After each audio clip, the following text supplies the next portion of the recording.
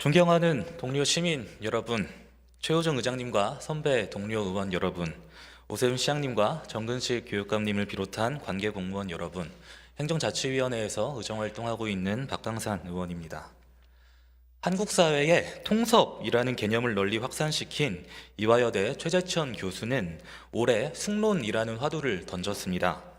그는 어떻게 마주 앉아 대화할 것인가 라는 질문을 던졌고, 누가 옳은 것이 아니라 무엇이 옳은가에 대한 대답을 찾기를 권합니다. 영상 같이 한번 보시겠습니다. 소통은 원래 안 되는 게 정상입니다. 제일 못하는 사람들이 어디 있는 줄 아세요? 저 여의도에 모여있는 양반들이 제일 못하잖아요. 대학 교수로 살면서 단 한 학기도 빠짐없이 토론 수업을 했습니다. 한 번도 즐겁게 해본 적이 없습니다. 네, 폐강까지 당하는 수모를 겪었습니다. 서로 숙론을 할 수 있는 그런 단계에 다다른다 그러면 저는 정말 대한민국은 멋있는 나라가 될 것 같다라는. 다음 영상도 함께 보시겠습니다.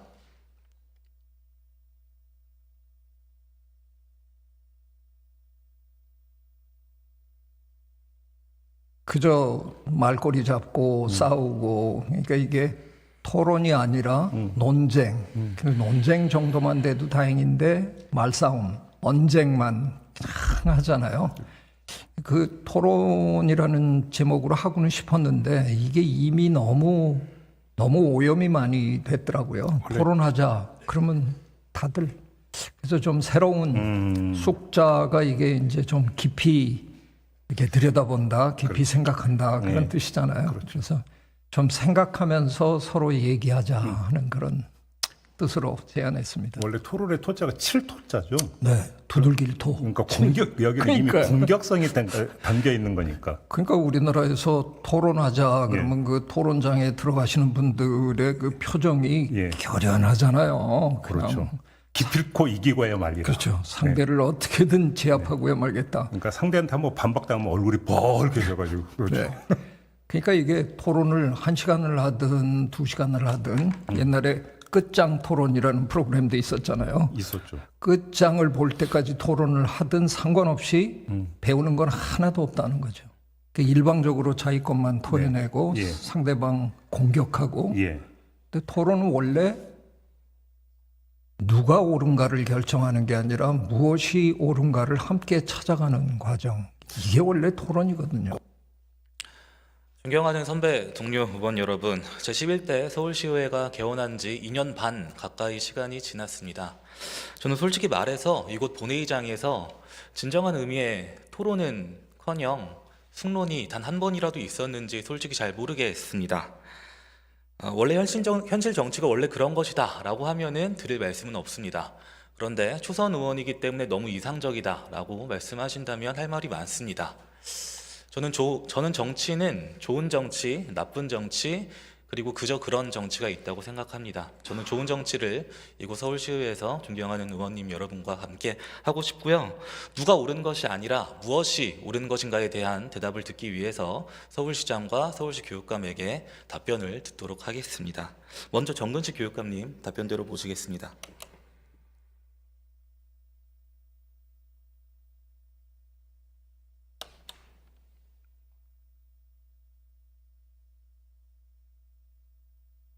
네, 교육감님 반갑습니다. 제가 지난 시정질문에서 지금 이 자리에서 조희연 전 교육감님과 이제 마지막 시정질문을 했었는데요. 지금 교육감님을 앞에서 보니까 좀 감회가 남다른 것 같습니다. 지금 당선되시자마자 국정감사도 바로 받으시고 행정사무감사도 받으시고 오늘 시정질문에도 임하고 계신데요. 한 달 정도 되신 것 같아요. 취임하신 지. 전반적인 소회를 한번 말씀해 주시죠. 국정감사에서도 그렇고 우리 서울시의회에서도 제가 미처 생각해 보지 못했던 그런 질문들에 대해서, 그런 질문들이 있다는 것에 대해서 굉장히 감사하게 생각하고 지속적으로 하나의 숙제로 생각할 거리를 제공해 주시는 것에 대해서 지극히 감사하게 생각합니다. 네. 아까도 존경하는 김혜지 의원님과의 이제 질의형 응답도 봤는데요. 여유 있게 너무 말씀 잘 주셔가지고 오늘도 예. 좀 유의미한 내용 같이 한번 다뤄보고 싶습니다. 제가 지난 시정 질문 때 조희연 전 교육감에게 이제 청년 기본법에 의거해서 청년 교사들의 처우를 개선할 수 있는 방안을 좀 요청드렸어요. 그런데 이제 바로 재판 결과가 나오고 이제 보궐선거가 있어가지고 교육청에서 좀 관련된 내용을 보고받지 못했습니다. 교육감님은 이제 잘 아시겠지만 이제 작년 7월에 서희초의 비극 이후로 청년 교사들의 처우 개선에 대한 사회적인 관심이 증폭되었잖아요.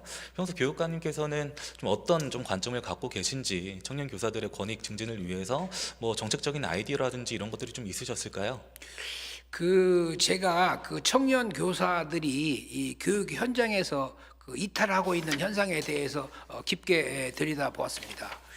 아시다시피 2022년도에 55명이 이탈을 했고 2023년도에 81명이 이탈을 했고 올해 9월까지 82명이 이탈을 했습니다. 아마 연말까지 가면 거의 100명 정도 이상 이탈을 할 것 같은 생각이 드는데 왜 이 청년 교사들이 그 자긍심을 유지하지 못하고 이탈을 할까? 이렇게 생각을 해 보았고 아마 세 가지 측면의 문제가 있는 걸로 보입니다. 첫째는 교육 활동이 자기가 생각한 것과는 그 달리 굉장히 어렵다라고 하는 거.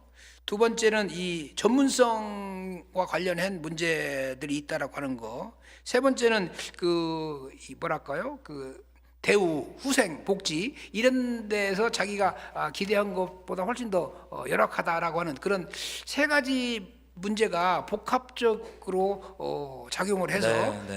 떠나는 것이 아닌가 그렇게 저도 판단하고 전적으로 있습니다. 동의를 합니다. 예. 제가 친동생이 지금 충남 논산에서 초등교사 생활을 하고 있어요. 근데 얘기를 들어보면은 서울에서 이제 교사 활동을 하는 이제 또 청년들과 지방에서 청년 교사로 계신 분들과의 또 상황도 많이 다른 것 같습니다. 가령 이제 지방에 계신 청년 교사들은 어떤 주거 관련해서는 그래도 좀 여유가 있는 편이거든요. 뭐 보증금 100만 원에 월세 25만 원이어도 이제 원룸에서 처음에 이제 임용이 된 다음에 이렇게 출퇴근이 가능한데 서울은 뭐 기본에 500에 50이고 그러한 이제 여건도 다른 것 같습니다. 지난 7월에 전교조 서울지부에서 서울교사 1,044명이 참여한 청년교사 지원 방안 설문조사가 있었어요. 그 내용 바탕으로 이제 여러 제안을 줬는데요. 초임교사의 업무를 획기적으로 경감하고 담임을 맡고 있는 경우에 다른 업무를 부과하지 않고 대학원 같은 교육기관 교육비를 일부 지원하는 방안을 좀 제안도 했습니다. 그리고 저연차 교사들을 위한 복지 포인트 인상도 제안을 줬었고요. 혹시 이 내용도 혹시 살펴보셨을까요? 예, 그런 문제에 대해서도 검토를 했습니다. 예. 네. 교육감님 지금 서울시에서는 청년 기본법에 의거해서 다양한 청년 정책을 추진하고 있습니다. 그리고 서울시의 사례가 전국으로 확산이 되고 있고요. 서울시가 하고 있는데 이제 서울시 교육청이 못할 이유가 없다고 생각을 해요. 청년 기본법에 의거해서 청년 교사들을 종합적으로 지원할 수 있는 방안들을 한번 이제 지시를 내려주시고 담당 부서에서 조속히 저한테 좀 보고를 해주시기를 요청드리겠습니다. 예. 알겠습니다. 그리고 이제 저는 이제 현직 시의원이기 때문에 예. 교육관님 뭐 선거 활동이나 이런 거에 있어서 뭐 참여는 못했지만요 계속 관심 있게 지켜봤습니다. 토론회 하실 때부터 지켜봤는데 지금 민주 진보 개혁 진영의 단일 후보가 되신 이후로 저는 이제 일관적인 메시지를 내고 계시지만서도 여러 가지 좀 걱정되는 점도 있어요. 제가 이제 교육감님이 전남대 교수로 이제 임용되시고 난 이후부터 살아온 삶의 궤적이나 집필하신 책도 되게 꼼꼼히 찾아서 봤습니다. 굉장히 뭐 울림도 느꼈고 깊은 내공도 느꼈는데요. 그런데 한편으로 걱정되는 지점도 있습니다. 여러 언론 인터뷰에서 잠깐 나오는 이런 워딩들이 있는데 이제 저희 시의회 다수당과의 어떤 관계 개선을 위해서 소위 말하는 좀 우클릭을 염두에 두시는 이런 좀 워딩들이 제가 느끼기엔 좀 있었어요. 기후이기를 바라지만요. 큰 힘에는 큰 책임이 따르고 교육감님의 위치에서는 이제 여러 가지 정무적인 현황을 챙기는 게 당연히 맞지요. 그런데 이제 교육감님은 어떻게 보면은 시대의 도구로서 선택했던 서울 시민과 그리고 서울 교육의 퇴행을 막기 위해 간절히 바랬던 그런 시민들의 목소리를 잘 염두에 두셔야 될 것 같습니다. 지금 서울시 교육청 교육 비전이 원래 다양성이 꼽히는 공존의 혁신 미래 교육이었잖아요. 그런데 제가 이 언론 보도를 보니까 미래를 여는 협력 교육으로 바뀔 예정이라고 봤습니다. 뭐 맞나요 혹시?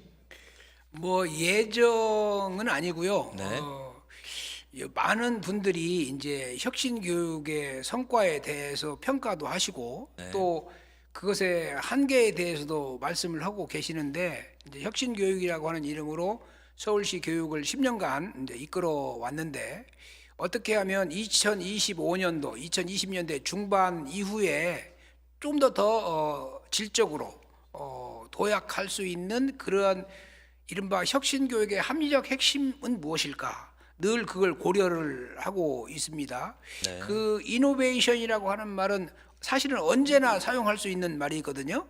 근데 저는 이제 예를 들어 2020년의 혁신과 2025년의 혁신과 2030년의 혁신은 내용적으로는 조금씩 달라져야 네, 하고 알겠습니다. 다를 수 있다. 네. 그런 생각 때문에 어떻게 하면 그 혁신 교육의 성과를 또는 합리적 핵심을 정확하게 파악할 것인가 이런 고민을 하고 있는 중입니다. 네, 알겠습니다. 저는 그 협력 교육이 당연히 혁신 교육의 연장선상에서 진행돼야 된다고 보고요.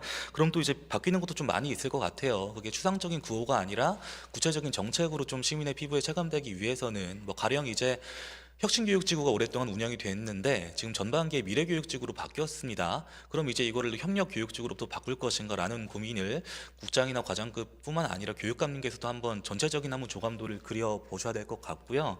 다른 이제 구체적인 정책들도 한번 직접 좀 챙겨보실 필요가 있을 것 같습니다. 협력교육으로 나아간다고 했을 때 그 구체적인 내용을 담아서요. 그리고 제가 학생 인권 옹호관의 활동을 보니까요. 지금 좀 어려운 여건들이 계속 있는 상황이었는데 참 많은 활동했던 것 같습니다. 가령 학생인권 조례 폐지가 의결되던 날에 모 학교에서 여학생들의 머리 묶는 것을 제안하고 학생들끼리 서로 벌점을 부여하게 한 것에 시정 공고를 바로 또 했었고요. 다른 학교에서 이제 학생인권 조례 폐지 직후에 전교생 대상으로 일괄적으로 용의 검사를 계획한다고 하니까 이건 학생인권도 문제지만은 교사들이 원치 않는 방식이기 때문에 교권도 침해하는 방식이다라고 하면서 제동을 걸었어요. 저는 바람직한 진단이고 처방이었다고 생각을 하는데요. 단도직입적으로 좀 말씀드리겠습니다. 교육감님 학생 인권 조례 지켜주실 거죠? 그 지금 대법원에서 이제 판단을 네. 기다리고 있는 중입니다. 네. 기다린 다음엔요. 대법원 판단에 따라가야 하는 거 아니겠습니까? 네, 맞습니다. 여러모로 어려운 상황이지만 지금 국회에서도 학생인권법이 제정이 이제 발의가 됐고요. 지금 시의회에서도 이제 다양한 의회 안팎의 연대를 통해 가지고 저희가 좀 잘 지켜 나갔으면 좋겠습니다. 다음으로 드리고 싶은 질문은 통일교육 관련된 내용입니다. 아까 잠깐 이제 통일교육 레시피도 좀 나왔던 것 같은데요. 과거에 서울대학교 통일평화연구원장으로 재직하셨습니다. 그런데 이제 올해 서울대 통일평화연구원의 설문조사가 하나 있었는데요. 20대와 30대에 이게 통일이 필요하냐고 물으니까 필요하다고 응답한 수치가 22.4%, 23.9%로 나왔다고 합니다. 저는 이제 같은 세대로서 이제 이런 결과가 나온 거에 있어 사실 놀랍지가 않아요. 지금 뭐 남북 관계가 경색돼 있고 하지만 또 언제 어떻게 바뀔지 모르는 거 아니겠습니까? 뭐 이제 얼마 전에는 뭐 통일운동에 평생을 헌신하겠다는 전직 대통령 비서실장이 차라리 통일하지 말자라는 도발적인 메시지를 내기도 했고요. 물론 그 함의는 좀 따로 있겠지만은 어떻게 생각하세요? 교육감님께서 이제 사회학자로서 그리고 한국 사회 이제 지식인으로서 이 통일을 바라보는 청년 세대의 관점에 대해서 이게 또 이제 교육 행정을 책임지는 입장에서요. 어떻게 좀 바라보고 지금 계십니까? 언급하신 그 서울대학교 통일평화연구원의 통일의식 조사는 네. 제가 원장으로 재직을 할 때 직접 했던 그런 거고 몇 년마다 그렇게 내려오는 시- 거 봐요? 이게 그 연구원 설립 이후로 우리나라에서 가장 그 공신력 있는 그런 통일의식 조사입니다. 그런데 거기에 나타나는 일관된 경향은 점점 우리 이 청년 세대 또는 젊은 세대가 통일이라고 하는 개념에 대해서 그 뭐랄까요 부담을 느끼는 그런 경향이 지속적으로 강화되고 있거든요. 근데 거기에 대해서 그 기성 세대들의 우려가 상당히 큽니다. 그래서 이제 세대 간 차이가 있어서 어떻게 하면 그 문제를 좀 더 국민적인 합의로 끌어내야 하는가 그런 그 문제가 있지요. 너무 좀 원론적인 말씀인 것 같습니다. 단순히 세대 관점의 차이를 넘어가지고 어떻게 이 통일이냐, 평화냐 이런 이분법을 넘어서는 교육 커리큘럼이 좀 제공돼야 될 것 같아요. 그게 이제 통일과 관련된 문제는 한쪽에 통일이 있고요, 또 한쪽에 안보가 있고요, 한쪽에 또 평화가 있어요. 어떻게 하면 우리의 그 지정학적인 위치에서 그 통일과 안보와 이 평화를 가장 균형 있게 맞춰야 하는가는 지극히 어려운 국정 과제 수준의 문제이고 우리 교육에 굉장히 중요한 문제라고 저는 판단하고 있습니다. 네, 지금 우리 알겠습니다. 박강산 의원께서 염려하시는 통일 교육이 좀 더 강화되어야 하는 거 아닌가라고 하는 것에 대해서 10분 취지를 공감하고 있습니다만 아까 말한 대로 그런 균형 있는 그런 통일 교육이 필요하다라고 저는 판단하고 있고 좀 더 이 젊은 세대들에게 몸으로 와 닿는 그런 통일의 문제, 맞습니다. 네. 평화의 문제가 중요하다. 이 관념적인 그런 수준에 머물러서는 안 된다. 네. 그런 생각을 가지고 네, 있습니다. 방향성을 앞으로 잘 잡아주시기 바라고요. 예. 초중고별로 좀 맞춤형으로 이제 평화통일 관련된 교육이 좀 제공돼야 될 것 같습니다. 이 인터뷰 내용 중에 좀 인상 깊은 내용이 있어서 좀 말씀드릴게요. 과거에는 평화라는 것이 전쟁과 대립되는 개념이었다면 근래에는 학교, 가정, 직장 등 일상생활과 가까운 다양한 형태에서의 폭력과 대비되는 개념으로 평화의 문제가 등장하고 있다. 이제 평화는 학문적인 담론이 아니라 우리 일상을 지배하는 중요한 과제다라고 이제 오래전에 인터뷰의 내용 있는 걸 제가 봐왔습니다. 아이 감사합니다. 네, 지금 이제 상하탑을 넘어서 이제 교육 행정에 계시는데 정말 이 통일과 평화라는 담론이 학문에 갇혀 있는 개념이 아니라 실제 이렇게 오늘을 살아가는 이제 주권자 시민에게 어떻게 와 닿을 수 있을지 그런 걸 한번 좀 진지하게 좀 검토해 주시길 좀 요청드리겠습니다. 예, 감사합니다. 네, 자리로 들어가 주십시오. 다음으로 오세훈 시장님 답변대로 모시겠습니다.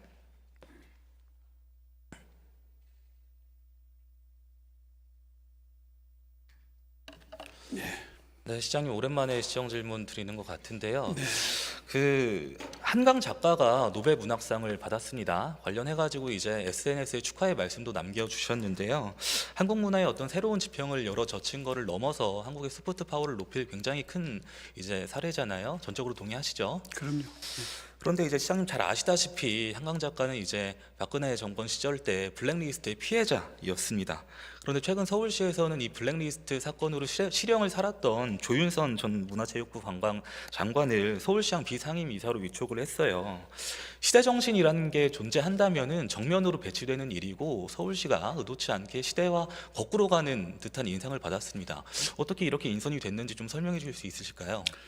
예, 잘 아시다시피 저희 산하단체 투자 출연기관의 임직원을 선임하는 것은 절차가 있습니다. 네, 절차가 있고 네, 절차대로 임원- 올라왔죠. 네, 임원 추천위원회라는 게 구성이 되고 심사에서 결격 사유가 있는지를 보게 됩니다. 잘 아시다시피 조윤선 전 장관은 지금 사면 복권이 되신 상태죠. 네, 8월에 됐죠. 네, 그런 상태이기 때문에 그 점을 전제로 판단할 수밖에 없죠. 잘 아시다시피 사면 복권의 뜻은 과거의 잘못을 단죄받아서 어떤 그 자격에 있어서 정지가 되거나 상실이 되거나 한 것을 회복시켜서 이제 정상적인 사면 복권이 됐기 사회생활을 때문에 이제 결격 사유가 없고 시장님께 최종적으로 위촉을 하시는 절차잖아요. 그래서 문제가 없다고 생각하신 건가요? 그렇습니다. 제가 지금 서울시장 이사회 구성을 보면요, 굉장히 이제 훌륭하신 분들이 많이 들어가 계세요. 변호사, 교수, 문화재단 이사, 뭐 음악 칼럼니스트, 오케스트라 대표 어디 하나 빠지지 않는 분들이 들어가 계시는데 그 이사회에 굳이 구태여 조윤선 전 장관이 들어간다고 해서 이게 전문성이 확대될까라는 이제 의문이 들었습니다. 오히려 서울시장이 브랜드 가치를 깎아먹는 일이 아닌가 생각이 들고 무엇보다 블랙리스트 사건의 이제 피해자로서 큰 트라우마를 가지고 있는 문화예술인들의 상처에 소금을 뿌리는 일이 아닌가 생각을 해요. 사면복권 받아서 문제가 없다라는 걸 떠나서 이 과거 블랙리스트 사건으로 그리고 지금 한강 작가 이 노벨 문학상 이후로 이 현재의 지금 시대의 흐름에 맞게 잘된 위촉이라고 보십니까? 지금 의원님 질문의 취지는 사면 복권을 받았더라도 특정 영역에 있는 분들에게 시민의 마음에- 눈높이라는 게 있잖아요. 그렇죠. 그리고 이제 그걸 다 고려해야 되는 입장이 계시고요. 그렇습니다. 네. 그런데 사면 복권의 뜻이 뭔가요?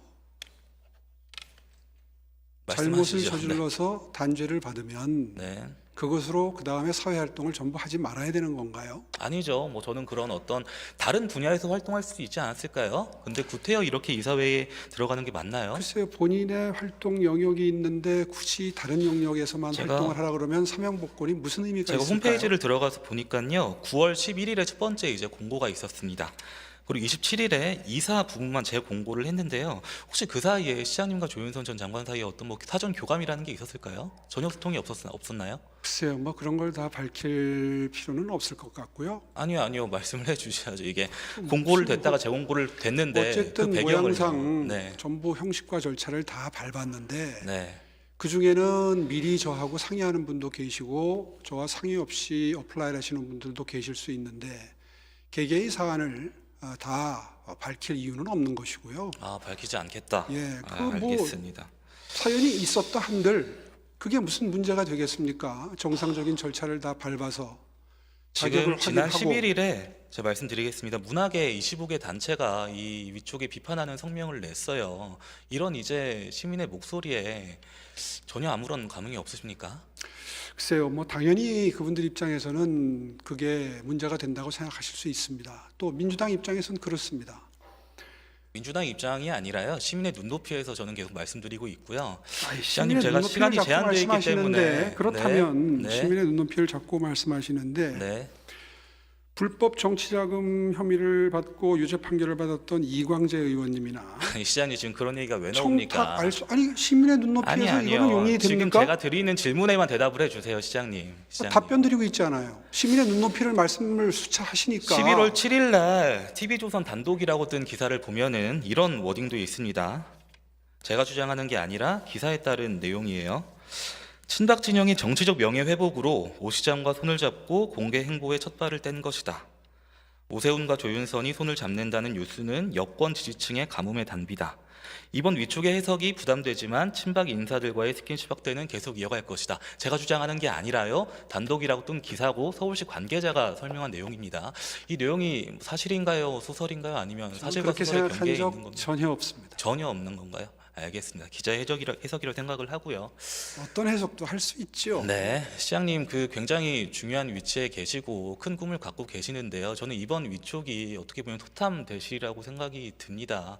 시민의 눈높이에서 아까 이제 다른 계속 사례를 말씀하시려고도 했지만은 뭐 저는 그렇게 한번 생각하지 다시 한번 좀 않습니다. 처리하는 아니, 것을 한번 고려해 국가보안법 주시기를 위반한 바랍니다. 사람이 시장님 지금 대통령 비서실장 본질을 하는 흐리지 나라에서 마세요. 제가 질문하는 것에 이 본질을 주제만 흐리는 게 대해서 아니라 말씀 시민의 주세요. 눈높이를 자꾸 말씀하시니까 말씀을 안 드릴 수가 없는 거죠. 그럼 지금 조윤선 전 장관의 위촉은 아니, 시민의 눈높이에 나라의 부합했다고 안보를 보십니까? 위태롭게 한 사람이 국가 비서실장을 하는데 그거 눈높이에 계속 맞습니까? 말씀을 돌리십니다. 뭘 돌린다는 얘기예요? 제가 질문하는 거에만 대답을 해주시고요. 질문에 답변 드렸잖아요. 다음으로 명태균 게이트 관련해서 짚고 넘어가 보겠습니다. 지난 10월에 국정감사 자리에서 이제 허무맹랑한 소리다. 고소장은 써놨다라고 이제 입장을 밝히셨는데요. 그런데 한 달 사이에 사이즈가 굉장히 커졌습니다. 명태균 씨와 김영선 전 국회의원이 지금 구속이 돼 있고요. 이제는 이준석 의원과 김종인 전 비대위원장까지 검찰 수사의 이제 대상이 되었다고 합니다. 매일매일 이제 새로운 뉴스가 나오는 것 같아요. 뭐 어제 밤부터 시작해서 오늘 아침도 마찬가지고요. 그리고 이런 현안에 대해서 이제 야당 시의원이 언급하지 않는 것이 저는 이제 직무유기라고 생각을 했고요. 앞으로 시장님의 시정 활동과 그리고 서울시의 여러 정책 추진에 잡음이 끼지 않도록 좀 이 자리에서 털고 가는 게 맞는 것 같습니다. 영상 2분짜리 있는데 한번 좀 같이 보시겠습니다. 지난 10월 13일 명태균 씨가 자신의 페이스북에 올린 글입니다. 2021년 서울시장 국민의힘 경선 다음 날 김종인 비대위원장이 자신에게 찾아와 국민의힘 후보가 서울시장이 돼야 한다. 안철수 당시 국민의당 대표를 꼭 이기게 해달라고 부탁했다고 썼습니다. 그래서 명 씨는 거기에 맞춰 판을 짰고 결국 오세훈 후보가 단일화에 성공했다고 주장했습니다. 김종인, 오세훈 두 사람은 명 씨의 주장을 전면 부인했습니다. 그리고 명태균 씨는 서울시장의 선거 단일화 과정에서 본인이 판을 짰다고 주장을 합니다. 이 부분에 대해서 동의 안 하시죠? 아유, 허무맹랑한 소리죠. 네. 시장님, 명태균 씨에 대해서 명예훼손으로 고소할 생각 있으십니까? 네, 고소장은 써놨습니다. 네. 명태균 씨와 오세훈 시장 둘 중 한 사람은 거짓말을 하고 있는 상황. 강혜경 씨는 뉴스타파와의 인터뷰에서 명 씨 주장이 맞다는 입장을 내놨습니다. 이제 오세훈 시장이 뭐 이제 살려달라고 울었다 하시는데 울었던 것까지는 전 정확하게 모르겠고 명태균 대표가 오세훈 시장한테 시장 할래요, 대통령 할래요 라고 질문을 했다는 거를 저한테도 직접 얘기를 해주셔서 네. 오세훈 시장이 나는 시장 할 겁니다 라고 얘기를 했기 때문에 이 사람은 시장밖에 안 된다. 라고 얘기를 했었고. 그러면서 지난 대선 당시 윤석열 후보가 그랬던 것처럼 오세훈 시장이 공짜 여론조사를 제공받았다고 말했습니다. 이게 오세훈 때는 명태균이 그럼 주로 어떤 역할을 한 거예요? 자체 조사를 좀 많이 했더라고요. 서울시장 같은 경우 제가 자료를 보다 보니까 일단은 서울 조사, 자체 조사도 했었고 공표 조사도 좀 몇 건이 또 있고. 그거를 무료로 꽂아준 건가요? 똑같이? 일부는 무료고 일부는 돈을 제가 받았던 걸로 기억이 되거든요. 근데 이게 전체를 다 받은 건 아니에요? 아니면 이게 정식적인 합법적인 경로가 아닌 비공식적으로 이제 돈을 받았던 거라. 그럼 오세훈도 똑같이 비슷한 문제가 될 수도 있겠네요. 정치자금 보면. 현재로 봤을 때는 네. 대신 좀 듣기에 좀 거북하셨을 것 같은데요. 저 강혜경 전 보좌관도 인생을 걸고 저렇게 이제 발언을 하고 있는 거 아니겠습니까? 타임라인 따라서 좀 한번 짚어보겠습니다. 사건 초기에 SNS에 이렇게 글을 남기셨는데요. 21년 서울시장 보궐선거 당시 김영선 전 의원이 무리하게 요청해서 명태균을 만나보기는 했지만 이상하고 위험한 사람이라는 판단이 들어 관계를 끊었다라고 하셨습니다. 좀 어떤 점이 이상하고 위험해 보였나요? 정확하게는 기억이 안 그렇죠. 나요. 많이 선거 때 많이 바쁘고 막 이런 사람 저런 사람 근데 오는 게 하여튼 맞지만은 그 이미지의 잔상은 남아 있지 않겠습니까? 네. 그런데 뭐 자기가 이렇게 해서 뭐 도와줄 수 있다 이렇게 얘기하는 분들은 선거 때 굉장히 많이 나타나는데 그분 말씀을 종합을 해보니까 아 이분은 믿을 수가 없겠다 이런 판단을 했고 그때 한 같이 두 김영선 번- 전 의원이랑 세 분이서 같이 배석한 자리였나요? 처음에는 김영선 의원이 같이 모시고 온 건 기억이 나는데 네. 그 다음에 뵀을 때는 어떻게 뵀는지는 정확히 기억할 수가 없고요. 여하튼 그때 판단으로 아 이분과는 더 이상 인연을 계속하지 않는 게 도움이 되겠다 판단을 해서 참모들에게 지시를 했습니다. 더 이상은 이분을 만날 일이 없었으면 좋겠다 얘기를 했고 그 이후로 만남이 계속되지 않았고 저희 참모진들과도 정말 크게 다툼이 일어났다 그래요. 아 명태균 씨와요? 예, 그래서 그러니까 뭐 의견이 굉장히 안 맞는 거죠. 네. 그래서 하여튼 격렬하게 다툰 다음에 그 다음에 사이가 멀어진 이후에는 저희 캠프와는 완전히 무관합니다. 네, 알겠습니다. 같이 만남 이후에 이상하다는 느낌을 받고 참모진들에까지 디렉션을 내렸다라고 이제 이해하겠습니다. 그리고 또 이제 그 이후에 그 이제 사건의 타임라인으로 돌아갔을 때 나경원 전 의원도 한 말씀을 하셨어요. 오세훈 후보와의 2차 경선은 느닷없는 여론조사 100%로 진행됐다. 그 여론조사는 민주당 지지자들의 응답 유도를 위해 국민의힘 여론조사라는 것을 모두 조항에 언급하지도 않은 여론조사였다.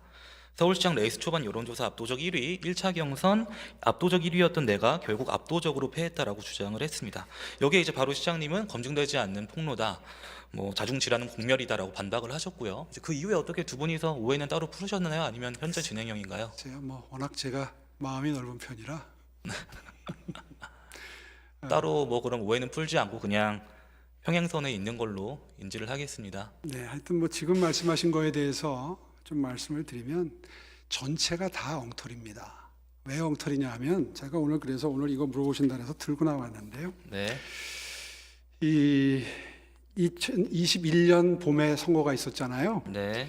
20년 10월 16일자 주간조선 이 여론조사가 처음 나온 겁니다. 서울시장 여론조사 처음 나온 거 네. 최초. 그 이후에 선거 있기까지 46번의 여론조사가 있습니다. 네. 근데 이게 가장 처음 나온 게 오세훈 24.6%, 안철수 18.4%, 박주민 10%, 박영선 9.6% 이렇게 돼서 쭉 내려가요. 네.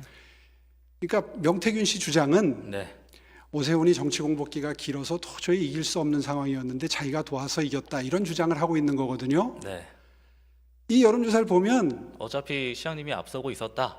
예, 그리고 거기에 숟가락을 올리고 지금 이렇게 전국적으로 시끄럽게 하고 있는 것이 명태균 그렇죠. 주장이다. 네. 알겠습니다. 그렇게 요약할 수 있습니다. 그 한국경제신문에서 10월 18일자 보도가 있었는데요. 21년 4월 7일 날 재보궐선거가 끝나고 21년 4월 25일 날 제주도 서귀포시에 위치한 한 별장에서 김종인 전 비대위원장과 명태균 씨가 만났다고 해요. 그런데 이상한 점이 이게 명태균 씨가 김종인 전 비대위원장을 초청하는 형식이었다고 합니다. 그리고 그 별장의 소유주는 정치권에서 시장님의 오랜 후원자라고 알려진 분이라고 하시는데요. 기사에 따르면 공정과 상생 학회 대표라고 하시네요. 일단 기사 내용에 따르면은 시장님과 주변 분들은 그렇게 제주도 별장에서 두 사람의 만남이 있는 걸 몰랐다라고는 되어 있는데 어떻게 지난 10월부터 지금 전국적으로 시끄럽지 않습니까? 그 사이에 그 후원자라고 하시는 분으로부터 따로 연락을 받으시거나 내용 공유 받은 적이 있으신가요? 그분이 하고 싶어했던 공정과 상생 학교를 지금 말씀하시면서 저하고 관계가 있는 것처럼 표현하셨는데 아니요, 그 오랜 후원자로 그 알려졌다라고 혼자 만들었다가 했습니다. 그거 네. 제가 항의해가지고 바로 내렸습니다. 아, 그런 건가요? 그러니까 그거를 마치 저하고 관계가 있는 것처럼 인용을 하시는 거는 일단 틀렸고요. 네. 예, 만들자마자 바로 문을 닫도록 했습니다. 제가 항의했어요. 네, 시장님의 공정과 상생이라는 브랜드를 그냥 어떻게 동의도 없이 그냥 계속 내가 오세훈의 후원자다라고 이제 주변에 얘기를 하면서 했던 활동자라고 보면 될까요?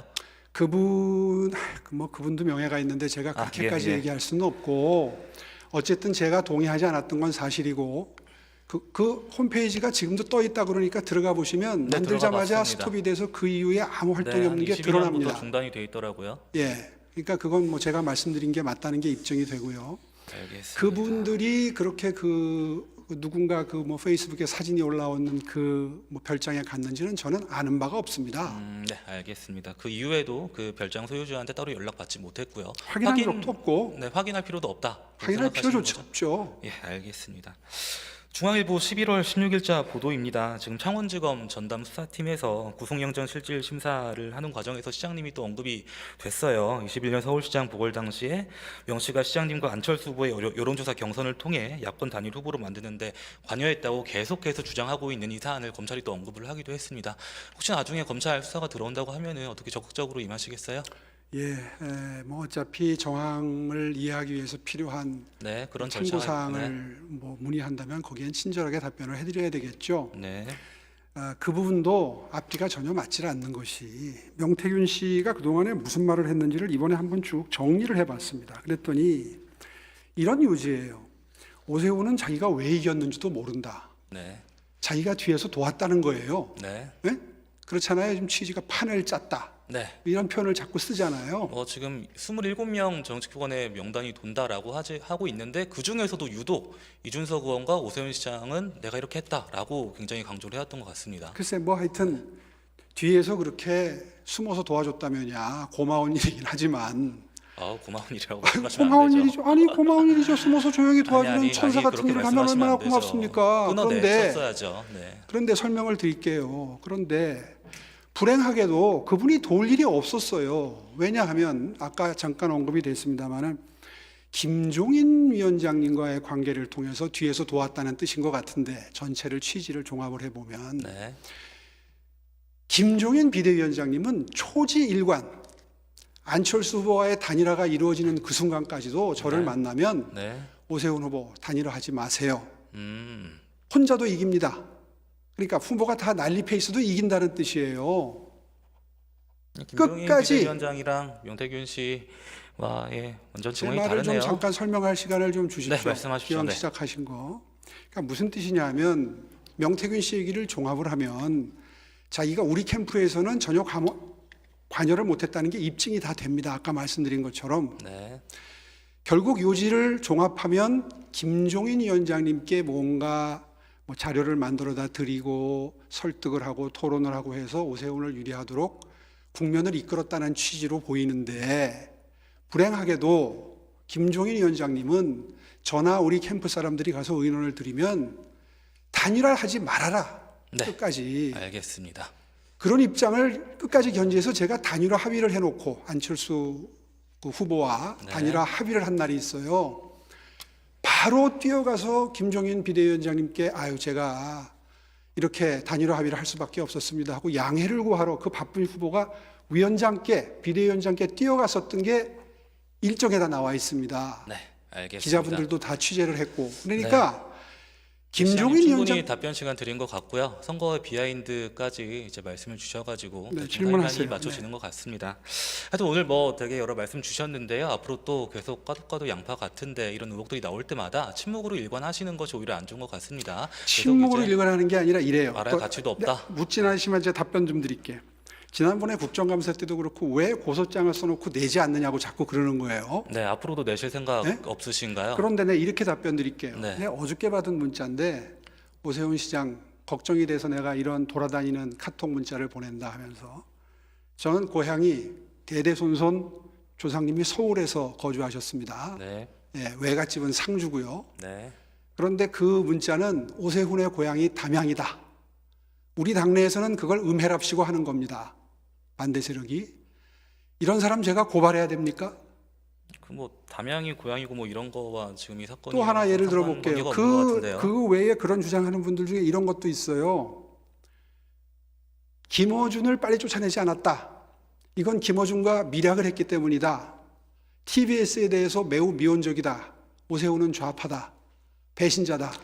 이것도 워낙 제가 지금 고발해야 됩니까? 가지고 계신 근데 그런 그 사례들과 이 사례는 다른 것 같고요. 시장님. 뭐가 다릅니까? 터무니없는데 다 고소고발을 하면 네, 알겠습니다. 아직 그래도 뭐 사리에 맞질 않죠. 그런 것들이. 알겠습니다. 충분히 말씀하신 것 같은데요. 다음으로 지구당 부활 관련해서 넘어가 보도록 하겠습니다. 지난 5월과 9월에 계속해서 지구당 부활 관련해서 반대 메시지를 내고 계세요. 2004년에 이제 어떻게 보면 업적이라고 할 수 있는 과거의 영광인데 저는 20년이 지난 지금 한국 정치 풍토에서 모처럼 이 여야의 극단으로 달리는 이 과정에서 정치적 교집합이 생긴 건데 왜 자꾸 반대 메시지를 내시는지 모르겠습니다. 저는 심히 우려됩니다. 돈 정치와 뭐 제왕적 당대표 때문이다라고 말씀 주셨는데 어떤 점이 아직도 지구당이 생기면 돈 문제가 발생하고 제왕적 당대표의 권한이 강화된다고 보세요? 새로 정치를 시작한 지 얼마 안 되시는 분들은 그 심각성을 경험할 기회가 없었기 때문에 그렇죠. 저 같은 경우에는 이제 그런데 2004년에 시장님이 법 통과시킨 10년 뒤에 2014년부터 이제 대학생 평당원으로 지역 활동을 했었는데요. 그리고 10년 지나서 지금까지 봤을 때 글쎄요. 저는 지금 이게 체계가 안 잡혀져 있고 정치적 이너서클이라고 하는 지역사회에 그런 것들이 다 음지에 있어서 이거를 양지로 끌어내기 위해서는 지구당 부활이 반드시 필요하다고 드는 입장입니다. 시장님이 그렇게 활동하실 때는 굉장히 그 지구당의 폐해가 있었던 걸로 알고 있습니다. 네. 근데 그때와 지금의 현실이 같다고는 보지 않습니다. 저는 네, 말씀해 인간의 주시죠. 본성은 똑같다고 생각합니다. 네. 무슨 말씀이냐 하면요. 여지가 생기면 부패합니다. 일단 첫째, 전 네. 세계의 원외 지구당 위원장이 후원회까지 조직해서 일반 시민들의 후원을 받아가면서 정치할 수 있도록 한 나라는 없습니다. 첫째. 두 번째, 과거에는 어쨌냐면요. 후원금을 충분히 얻어서 쓸 수 있었기 때문에 예를 들어서 당협 내에서 식사를 한번 하더라도 당협위원장이 밥을 샀습니다. 네. 돈을 많이 얻어 쓴다고 종평이 나 있기 때문에 그런 일이 벌어지는 겁니다. 지금 얼마나 바람직한 풍토가 정착되어 있느냐 하면 당협 내에서 모이면 무조건 더치페이를 하죠. 10,000원씩 냅니다. 네. 이게 엄청난 인식의 차이를 만들어냅니다. 무슨 얘기냐 하면요. 앞으로 이제 지방선거가 또 다가옵니다. 네. 지구당 내에서 지역 내에서 경제력이 튼튼한 분들이 아무래도 기여를 많이 하는 일이 빈발하게 될 겁니다. 후원금을 많이 내겠죠. 네.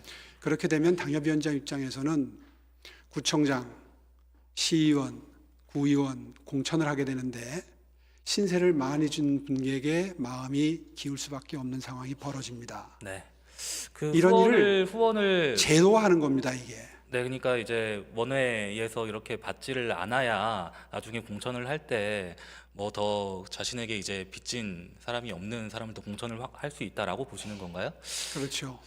저는 뭐 그렇게 보실 수도 있겠지만은 제가 이제 시장님께서 오랫동안 이제 행정가로 가시고 또 야인생활 거치고 이렇게 계셨지만 제가 지금 민주당에서는 지역위원회라고 하고 국민의힘에서는 당협협의회라고 하는데 글쎄요 그렇게 이제 뭐 식사 자리 하고 당연히 더치페이 하고 하는 건 좋은 문화지만은